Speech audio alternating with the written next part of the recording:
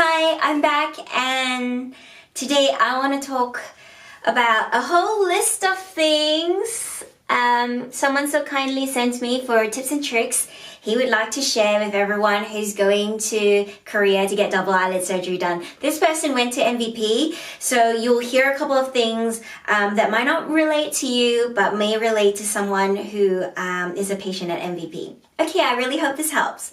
So, number one, ice pack excessively the first night until they tell you to stop.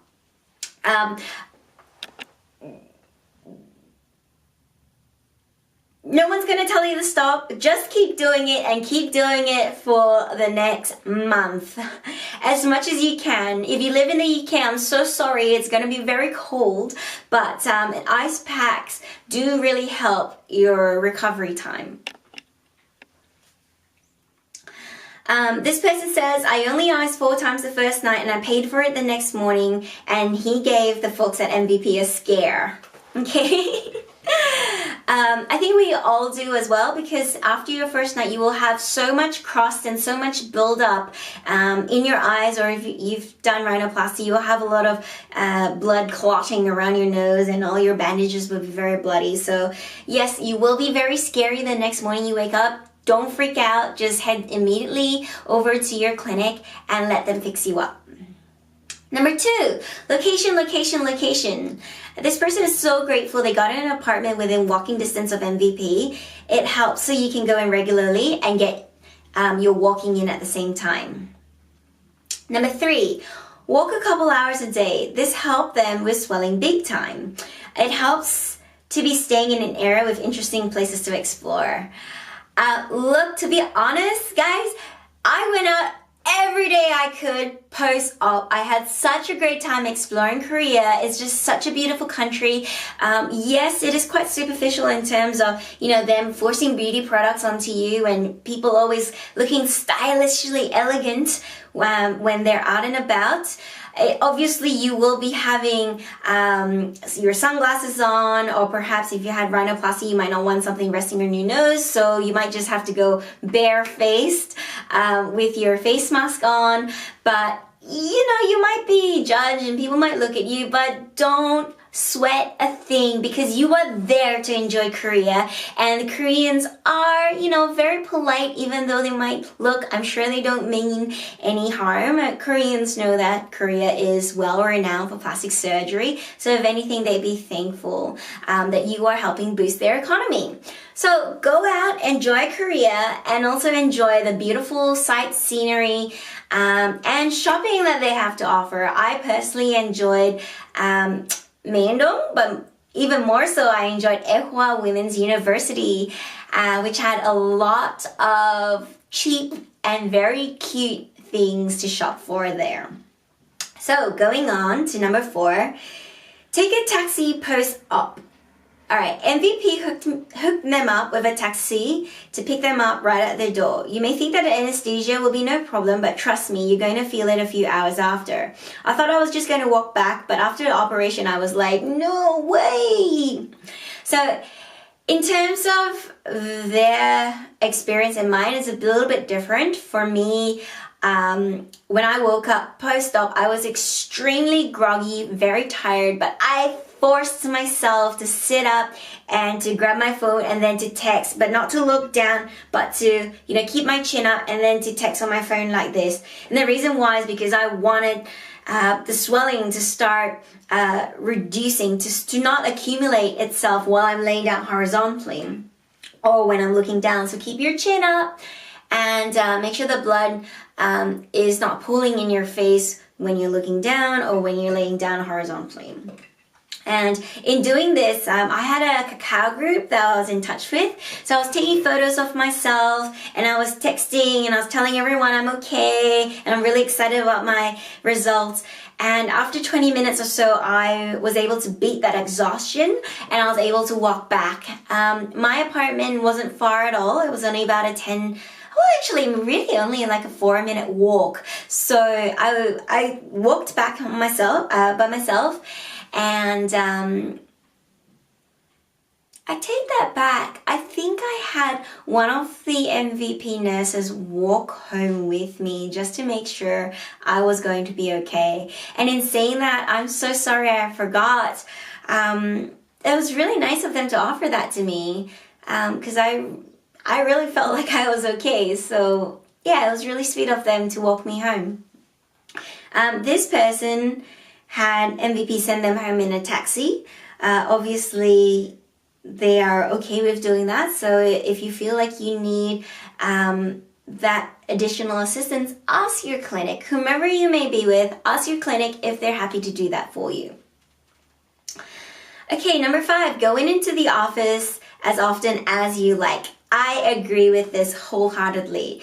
There are going to be set days and appointments you have to attend, but they also invite you to come back daily if you feel like you need to have laser deswelling treatments and IV treatments and to look over things. Take advantage of the service. I am going to agree with this wholeheartedly. I definitely hope that you are with a clinic who encourages you to come in as much as you like, because post-op care is so important. The happier you are and the more uplifted you are, the faster your healing process is going to be. If you are with a clinic, if you haven't decided yet and if you are thinking of a clinic who doesn't seem very welcoming, then you might want to think twice, because post-op care is very, very important to your recovery process. Number 6, be specific with the description and wording when you express what you want during your consults. I think also during your surgery. Don't be general. It won't translate well, or you'll run the risk of something getting lost in translation that could be important in getting the results that you want. I agree with this wholeheartedly. Even though some surgeons do speak English, there still could be some things that are lost in translation. So when you are speaking to your surgeon, speak not only with words, but also with pictures. If you can bring in pictures of noses you like or eyes you like, or even, be able to pull your skin and tell them how much exactly you want them to cut, then tell them. My experiences with Dr. So, were very long and lengthy. I had 2 consults before I decided to go with him, and then I had a 3rd consult prior to paying for my surgery. And throughout this entire time spent with him, I learned that number 1, he's very patient. Number 2, he was able to give back his views of what he thought would suit me better rather than what I thought would suit me. In one of my videos, I explained that I wanted to have 2 millimeters cut in my epis, but he pulled my skin for me and he showed why that wouldn't look good. So I hope that you can find that understanding with your surgeon prior to having that surgery done. Number 7, this person writes, while I love all the English-speaking reps at MVP, I cannot express enough that Ellen is the one you want. As they've gotten bigger, they have a couple of English-speaking consultants now. While they're amazing and sweet, Ellen is the one that has been at it for so long and has the authority in the office to make sure you get the best care possible. Nothing gets past this woman, as she truly cares about the patients. I completely agree, because Ellen is someone who just is your big sister who looks after you while you're there,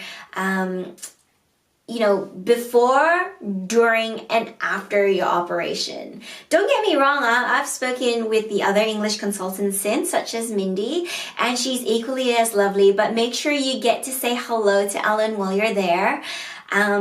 And that's not to say that Mindy or the other English consultants aren't good. Obviously, Ellen is very, very busy. She may not have as much time for you. But while you're there, just make sure you stop by and say hello. I'm sure she'll appreciate that.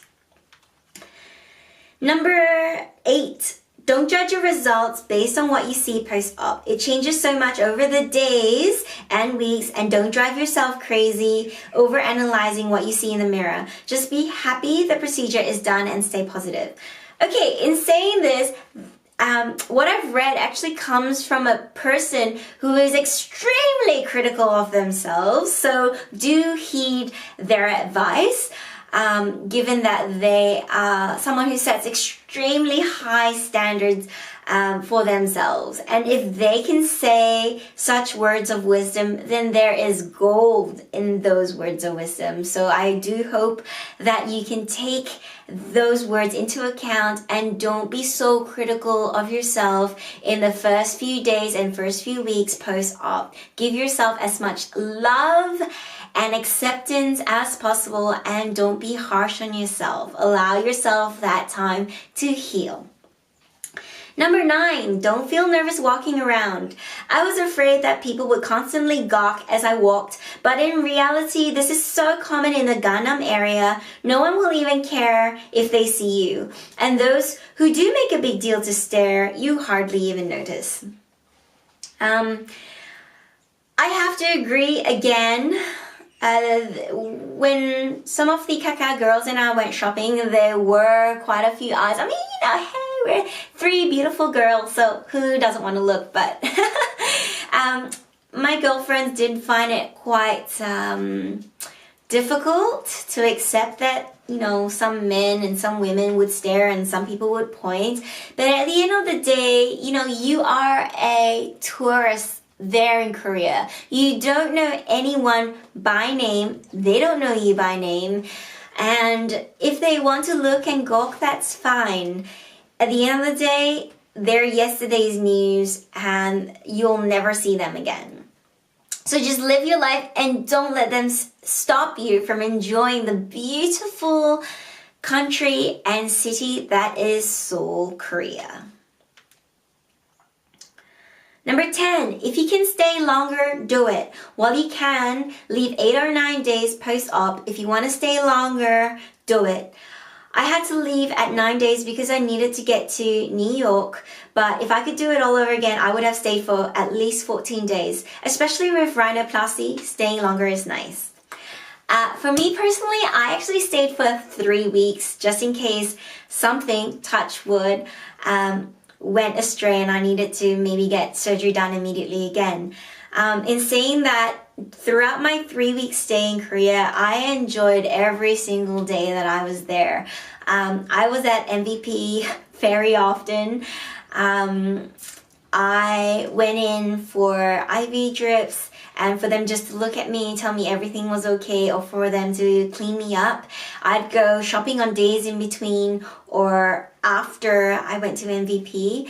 I really gotten to know the crew so well that upon departing, I just had to buy them, a cake to say thank you so much for looking after me. And that just comes from sincerely being appreciative of all the care and attention that they do give to you, even though there are so many other patients. And Dr. So, despite being busy as well, he will give you your time. You just have to book in an appointment or wait for his next available slot so he can come and see you. Okay, this is the last tip that this person gives. Tip number 11. If you're getting rhino with DES, just know you aren't going to be able to taste the food that you eat for a couple of weeks after. I can taste my food, so I'm really sorry that this person's going through this. I'm sure it has a lot to do with the congestion that you will feel in your nose. Post-op, I had a lot of congestion, a lot of phlegm, which you'll have to bring down through your mouth to spit out. It sounds really gross. It really is. And your nose will just leak constantly a lot of clear fluid as your system is trying to clear itself out. Look, don't stress. It's just something that comes hand in hand with the rhinoplasty. And to be honest, even though it sucks balls, you have to put up with this for a couple of weeks, possibly 1 to 2 months. It fully cleared off for me at the 2-month mark. But while you're feeling really devastated and defeated, just remember that it's a long-term reward that you're putting up with this leaky nose because you're going to enjoy a beautiful nose that's been given to you, obviously that you've paid for as well. But it's really worth it in the long term. And to keep at it, not give up hope, and just be as happy as you can be even though your nose is leaking. And in saying that, that's all I have for today. So thank you for staying and listening to me talk. I hope you'll join me again next time. Leave in the comments below. Don't forget to like and subscribe. And I'll look forward to updating with new questions to answer. Alright, I hope to hear from you soon.